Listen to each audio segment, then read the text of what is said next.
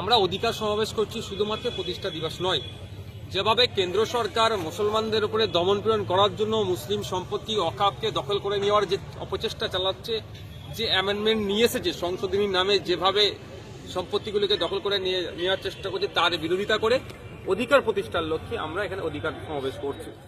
2023 সালে forest right অ্যাক্টের অ্যামেন্ডমেন্টের নামে যেভাবে আদিবাসীদের হাত থেকে এই জঙ্গলের অধিকার কেড়ে নেওয়ার চেষ্টা করছে কেন্দ্র সরকার, তার বিরুদ্ধে আমরা এখানে অধিকার সমাবেশ করব। জাতিভিত্তিক জনগণনা থেকে শুরু করে যেভাবে নিত্য প্রয়োজনীয় জিনিসের দাম বেড়ে যাচ্ছে, সেগুলো কন্ট্রোল করতে পারছে না, তার প্রতিবাদে আমরা আমার অধিকার সমাবেশ করব।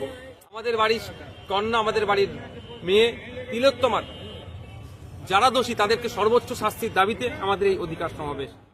মাদ্রাসায় শিক্ষা ব্যবস্থা আজকে ধ্বংসের দিকে চলে যাচ্ছে। শিক্ষক নয়, শুধু মাদ্রাসা নয়, শিক্ষা প্রতিষ্ঠানগুলো, জেনারেল এডুকেশন যেখানে প্রোভাইড করায় সে সমস্ত শিক্ষা প্রতিষ্ঠানগুলো শিক্ষকের অভাবে, শিক্ষক শূন্য হওয়ার দরুন, বা একটা দুটো শিক্ষক আছে, পর্যাপ্ত পরিমাণে শিক্ষক না থাকার ফলে সেখানে আপনার শিক্ষা ব্যবস্থাটাকে ধ্বংস হতে চলেছে।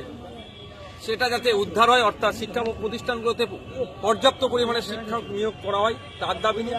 এবং আরো আনুষঙ্গিক দাবি আছে সারা রাজ্য নয়, সারা দেশে দেখুন মুসলিম হওয়ার শুধু নাম হওয়ার জন্য তাদেরকে পিটিয়ে মারছে, দলিত হওয়ার জন্য পিটিয়ে মারছে, আদিবাসী হওয়ার জন্য পিটিয়ে মারছে, মহিলারাও ছাড় যাচ্ছে না।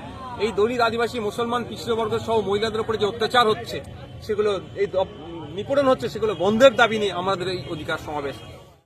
এবং ওবিসি সার্টিফিকেট আপনারা জানেন যে শুধু রাজ্য সরকারের ব্যর্থতার জন্য, ভুল করার জন্য আজকে হাজার হাজার ওবিসি সার্টিফিকেটধারী যারা আছেন তারা চিন্তায় পড়েছে।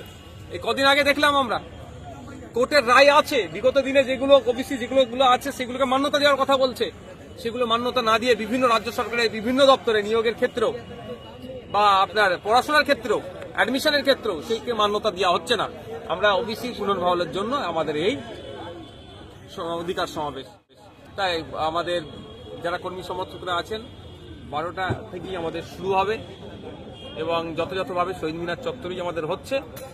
শেষ পর্যায়ে আমাদের যারা রাজ্য নেতৃত্বরা খতিয়ে দেখতে এসেছি, আমাদের পরিস্থিতি, এই প্রস্তুতি তুঙ্গে আছে, আপনারাও দেখতে পাচ্ছেন, আপনারা নিশ্চিতভাবে অনেকক্ষণ দেখিয়েছেন।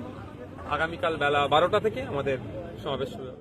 রাজ্য সরকার বারবার আটকাচ্ছে আমাদেরকে, আমরা যে মানুষের কথা বলি সেটা বলতে দেবে না, আমাদেরকে কোণঠাসা করা দেওয়ার চেষ্টা হচ্ছে, ঘরের মধ্যে ঢুকিয়ে দেওয়ার চেষ্টা হচ্ছে।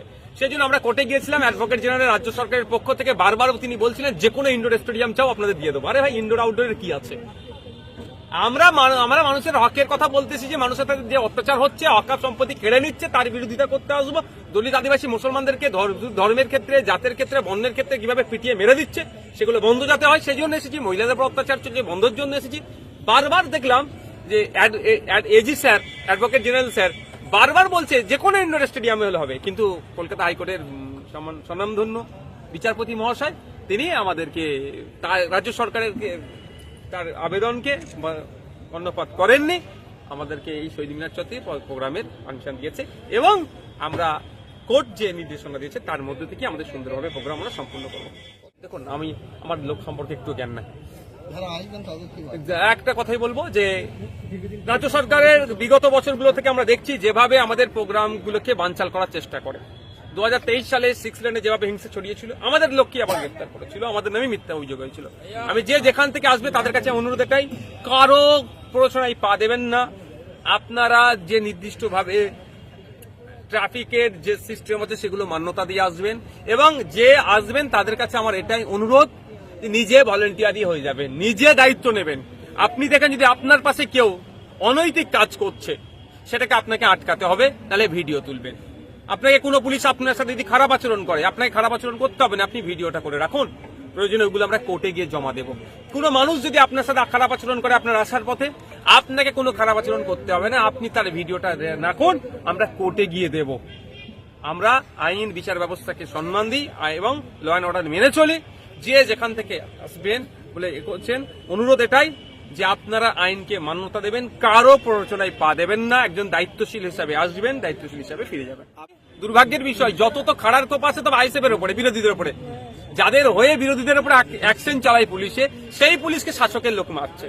আমি আশা করবো পুলিশ এগুলো দেখে জ্ঞান শিক্ষা নিক, নিরপেক্ষতার সাথে কাজ করুক। এই জুয়া বন্ধের জন্য যদি আমাদের কোনো প্রয়োজন হয়, পুলিশ আমাদেরকে কল দিক, আমরা পুলিশের সাথে স্বার্থে মিলিয়ে সমাজ থেকে এই জুয়া, এই অন্যায় যেগুলো কাজগুলো চলছে সেগুলোকে আমরা নির্মূল করতে প্রস্তুত আছি। Thank you.